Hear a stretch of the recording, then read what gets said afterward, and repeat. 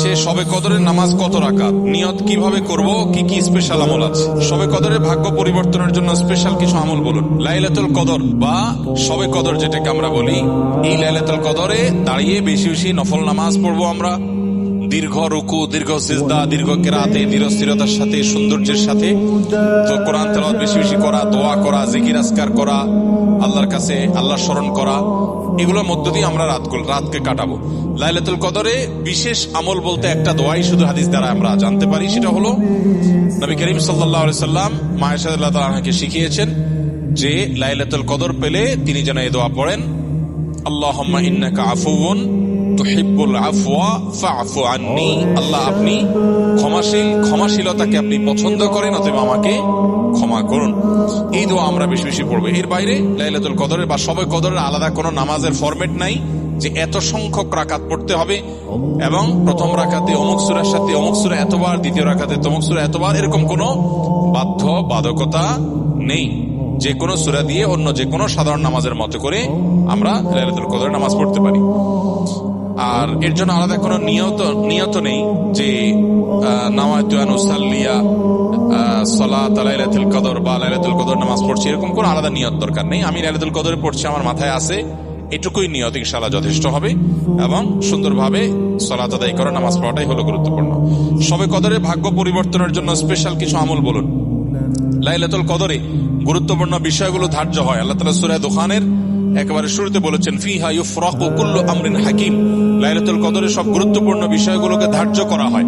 এই জন্য লাইলাতুল কদরে গুরুত্বপূর্ণ বিষয় যেন আমার নসিবে আল্লাহ লেখেন, আল্লাহ যেন তাকদিরে ভালো কিছু দেন, আমরা আল্লাহর কাছে দোয়া করব এবং সেই সাথে তাকদিরে যেন ভালো কিছু হয় সেজন্য নেক আমল করবো ইনশাআল্লাহ।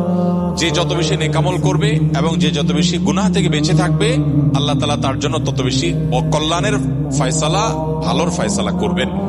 আমরা আল্লাহর কাছে দোয়া করব এবং নেক আমল করব, গুনাহ থেকে বেঁচে থাকবো। বাস এই ত্রিমুখী প্রচেষ্টায় আমাদের নসিবে ভালো কিছু আসবে। এর বাইরে আলাদা কিছু আমল আছে যেগুলো নিয়ে আমাদের স্বতন্ত্র একটা ভিডিও বোধহয় ইউটিউবে আছে, যে ভাগ্য সুপ্রসন্ন হবে যে সমস্ত আমলের ডিটেল সেখানে বলা আছে। যেমন কেউ যদি চায় তার রিজিক বাড়ুক, কেউ যদি চায় তার হায়াত বাড়ুক, তাহলে সে আত্মীয় স্বজনের সাথে সুসম্পর্ক বজায় রাখবে, রক্ত সম্পর্কীয় বন্ধনগুলো মজবুত করবে। কারণ বুখারী বর্ণিত হাদিসে নবী সাল্লাল্লাহু আলাইহি ওয়াসাল্লাম বলেছেন, মান সাল্লাহু আন ইউসাতা লাহু ফি রিজকিহি আও ইউনসা লাহু ফি আথারিহি ফালিয়াসিল রাহিমা।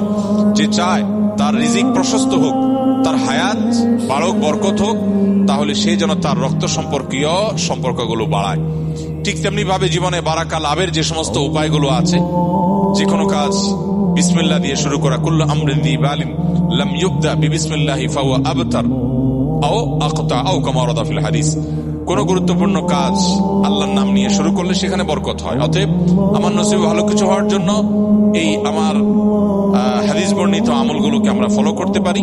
আর জেনারেলি কথা হলো নেক আমল বেশি করা, গুনাহ থেকে বেঁচে থাকা, আর নসিবে ভালো কিছু দেওয়ার জন্য আল্লাহর কাছে দোয়া করা। লা ইয়ারুদ্দুত তাকদীর ইল্লা দুআ, কারণ তাকদীর এটা দোয়া দ্বারাই ক্ষেত্র বিশেষে পরিবর্তন হয়, হাদিস দ্বারা প্রমাণিত। এই জন্য গভীর ভাবে আল্লাহর কাছে দোয়ায় মনোনিবেশ করতে হবে।